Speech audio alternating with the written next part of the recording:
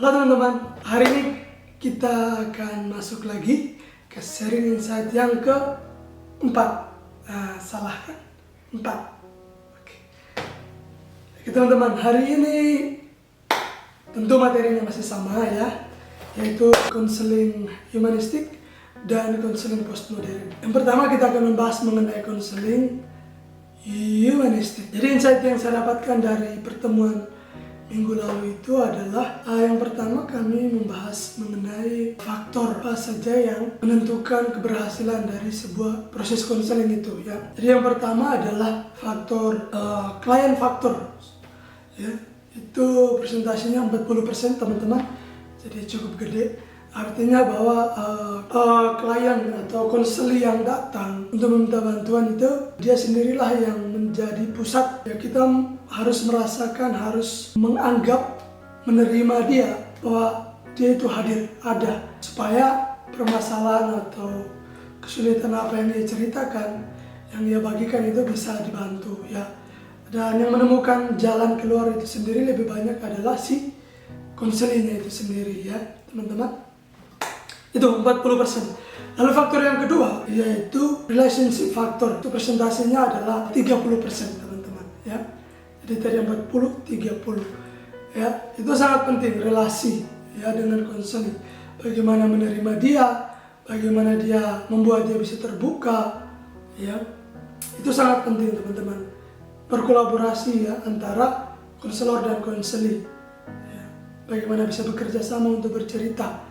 Itu penting teman-teman, supaya sekali lagi agar permasalahan itu bisa diatasi, minimal sekurang-kurangnya bisa membantu konseli untuk keluar dari permasalahan. Lalu faktor yang ketiga adalah hope factors ya, harapan. Itu 15% teman-teman.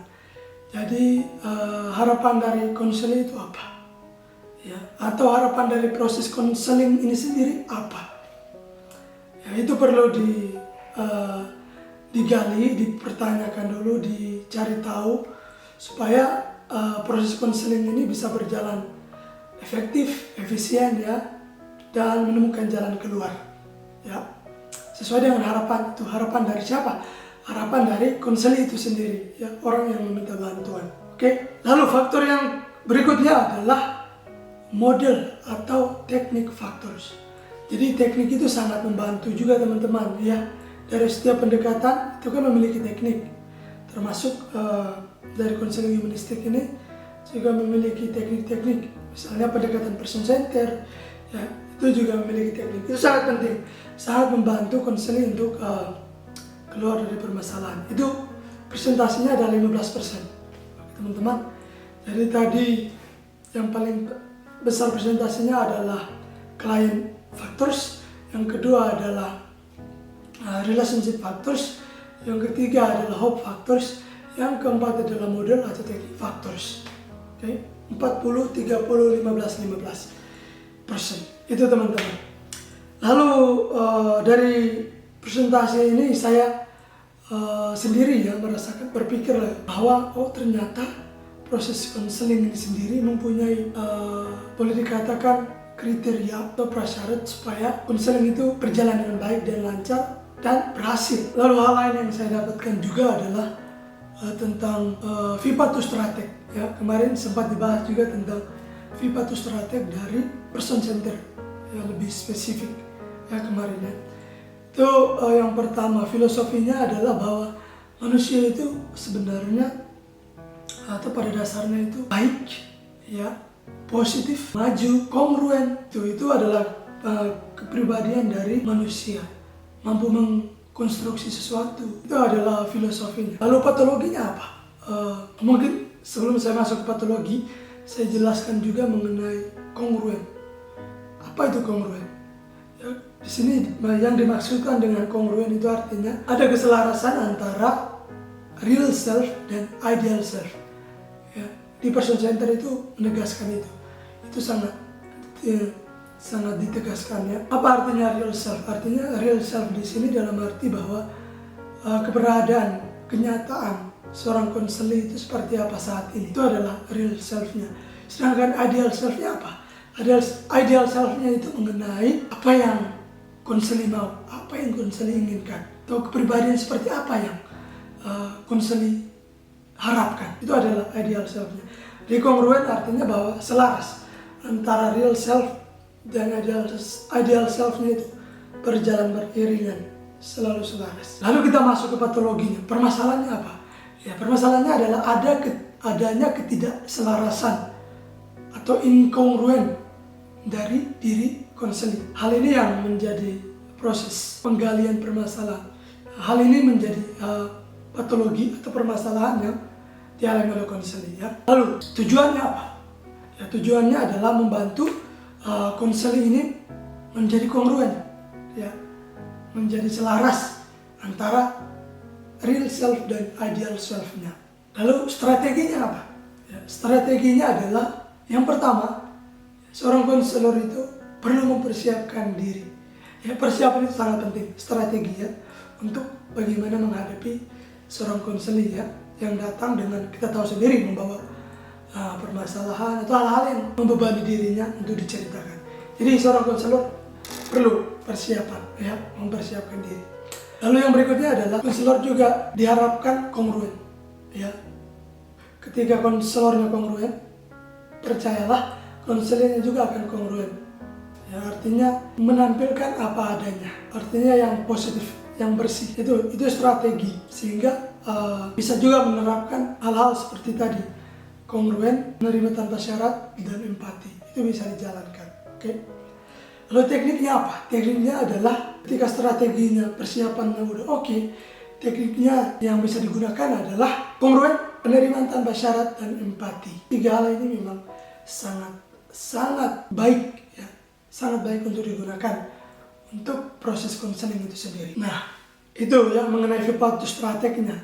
Lalu keistimewaan dari person center ini sendiri adalah bahwa sebelum konselor itu membantu atau menerima konseling, konselor perlu menerima dirinya dulu.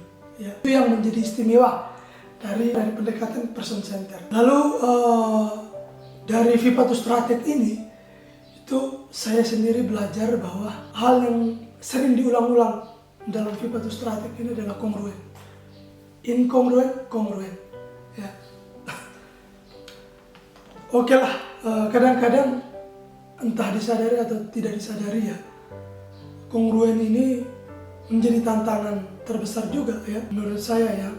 Ketika kemarin mendengarkan penjelasan dari Kak Mira, itu saya berpikir tentang itu ya, kongruen ini memang sangat penting ya teman-teman. Bagaimana mungkin saya bisa menerima konseling saya, bagaimana saya bisa merespon dengan otentik ya, dengan asli ya, keaslian diri saya. Bagaimana saya bisa merespon itu kalau saya tidak kongruen.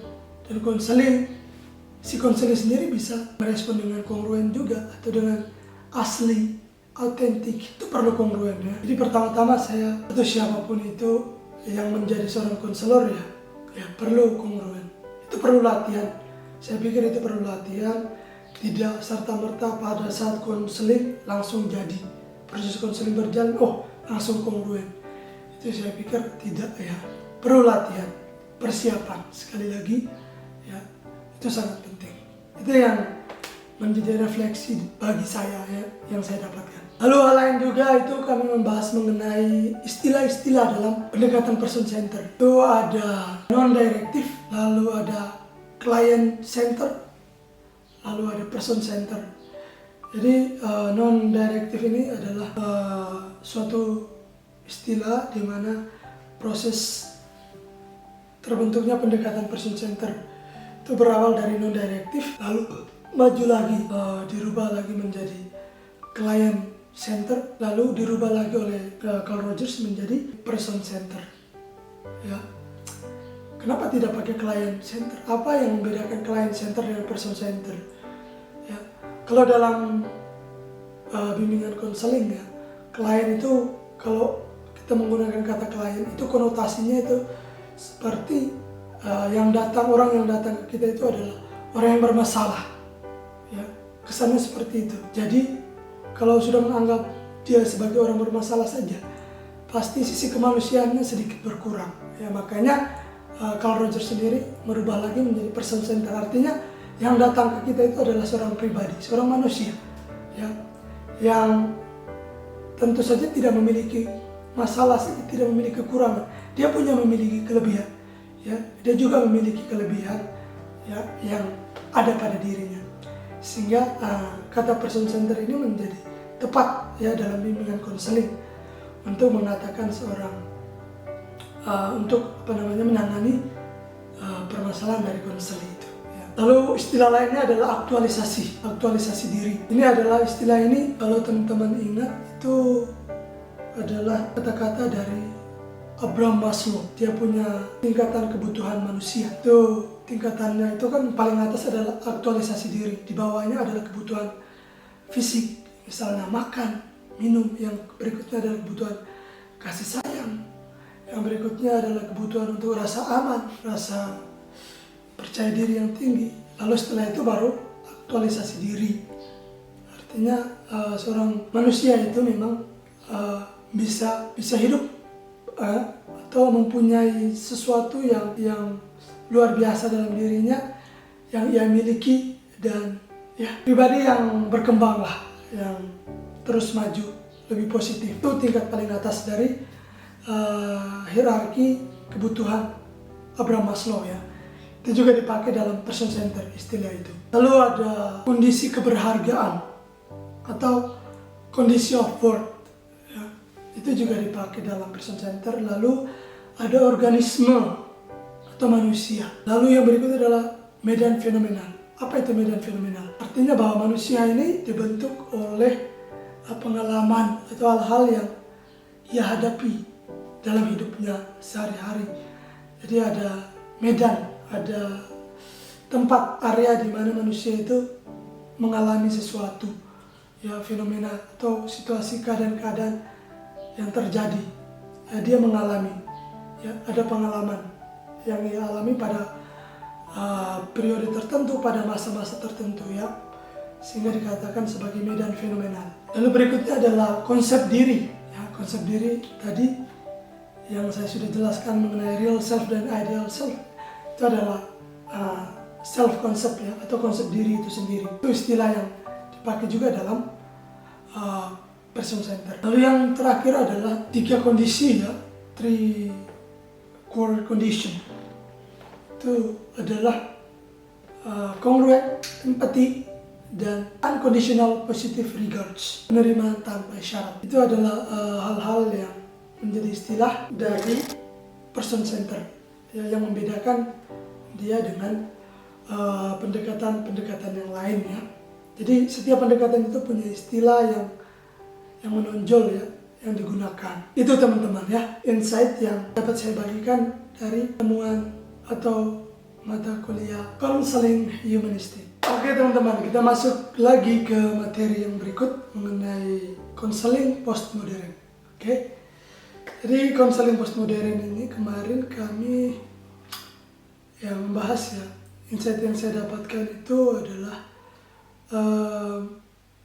ada pendekatan lain, ya, selain kemarin SFBC, ada juga pendekatan naratif terapi, ya. Jadi menggunakan cerita, narasi, ya. Kalau narasi itu kan, ya, tidak jauh-jauh, ya, dari kata cerita, ya. Lalu kemarin kami juga sempat diminta oleh dosen kami, Kamira, untuk mencari tahu apa sih fipatostrateg dari pendekatan naratif ini sendiri, ya. Dan saya juga sempat mencari, dan kali ini saya akan men-sharingkan kepada teman-teman apa yang sudah saya dapatkan, ya, mengenai pendekatan fipatostrateg dari pendekatan naratif ini.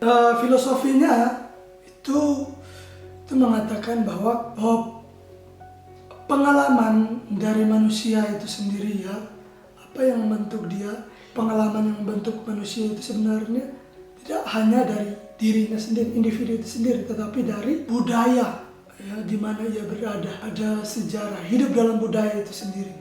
Itu juga berpengaruh untuk perkembangan dari manusia itu sendiri, ya. Ya. Intinya bahwa pada dasarnya manusia itu berbudaya, ya. Itu teman-teman. Lalu patologinya apa?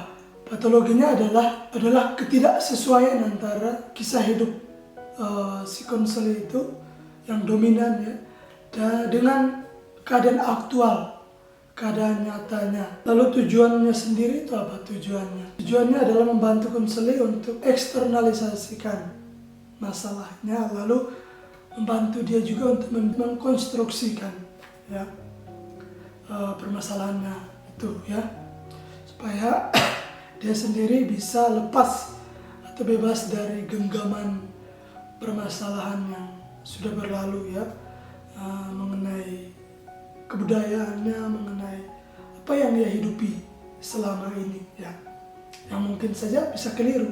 Itu yang perlu dibantu. Lalu strateginya apa? Strateginya ya membantu konselor untuk memahami, mengarahkan ceritanya. Kalau terlalu bertele-tele atau kurang sesuai, ya diluruskan ceritanya ya, narasinya itu. Lalu membantu konselor juga, atau strategi berikutnya adalah meminta konselor untuk memberikan nama. Apa sih arti dari ini, arti dari maksud cerita ini apa ya, itu sebagai strateginya supaya konselor ini mengetahui, oh ternyata cerita saya ini artinya ini, oh ini artinya ini ya, itu perlu. Lalu tekniknya ya, ini tekniknya apa sih yang bisa digunakan? Teknik ini saya ambil dari sumbernya itu sumber dari buku John McLeod, MC Leod tulisannya ya. John MC Leod, itu bukunya adalah Pengantar Konseling ya, edisi ketiga Pengantar Konseling Teori dan Studi Kasus. Itu sumber yang saya dapatkan ya, mengenai Vipato-Strateg ya. Jadi teknik yang bisa digunakan adalah yang pertama itu recalling narratives ya, jadi meminta konseling ini untuk menceritakan ya, kembali ya, jadi meminta konseling untuk mengingat kembali peristiwa-peristiwa penting yang sudah ia lewati ya. Itu. Lalu yang kedua adalah objectifying narratives ya, mengobjektifikasi narasi ya. Artinya bahwa membantu konseling untuk menyatu dengan apa yang diceritakan ya. Lalu yang berikutnya adalah mensubjektifikasi narasi ya. Itu artinya bahwa cerita yang ia alami itu menurut pandangan dirinya yang pribadi ya, dari sudut pandangnya itu seperti apa ya. Yang pertama tadi mengobjek, yang kedua tadi mengobjek, yang ketiga ini mensubjekkan ya. Mengobjektifikasi artinya menurut pandangan secara umum itu seperti apa, lalu secara spesifiknya lagi itu apa, menurut pribadinya itu apa. Itu teknik yang ketiga, mensubjektifikasi ya, naratif. Lalu yang keempat adalah metaforisasi narasi ya, yang keempat itu artinya ya, si konselor dibantu untuk kira-kira permasalahan itu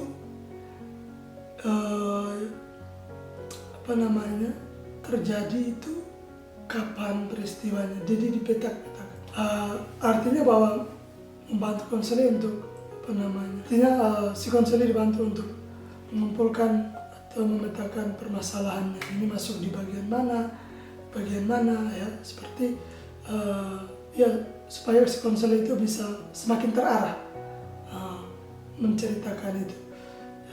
Walaupun kita tahu ya happy endingnya ya, bagian akhirnya endingnya selalu happy ending, artinya si konselor ini dibantu untuk pada akhirnya memaknai apa yang sudah diceritakan ya, semakin spesifik. Lalu yang terakhir, teknik yang kelima adalah memproyeksikan narasi. Jadi membantu konselor untuk cerita yang sudah kamu ceritakan tadi itu sebagai gambaran diri kamu. Jadi diri kamu itu ternyata seperti itu, sehingga si konselor ini bisa menerima lalu merefleksikan, lalu kemudian memaknai ceritanya itu sendiri ya, pada akhirnya. Itu yang menjadi Vipato-Strateg dari pendekatan naratif ini ya. Pada intinya bahwa si konselor ini kita bantu supaya akhirnya ya bisa memaknai atau bisa tahu, sadar bahwa ternyata pengalamannya itu sendiri sebenarnya dia sendiri menemukan jalan keluarnya ya. berdasarkan cerita yang sudah ia ungkapkan ya. Ketika orang bercerita ya, kita tahu sendiri pertama sudah membantu dia seminimal mungkin untuk tidak cemas ya, sedikit bebas dari kecemasan selama ini ya, lewat cerita, lewat bernarasi.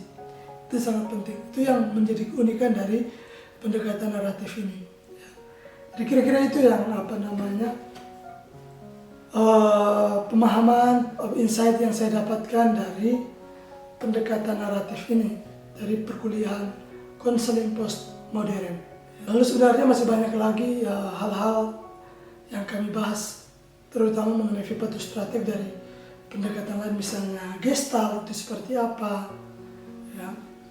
Lalu psikoanalisa seperti apa, SCBC seperti apa, person center seperti apa.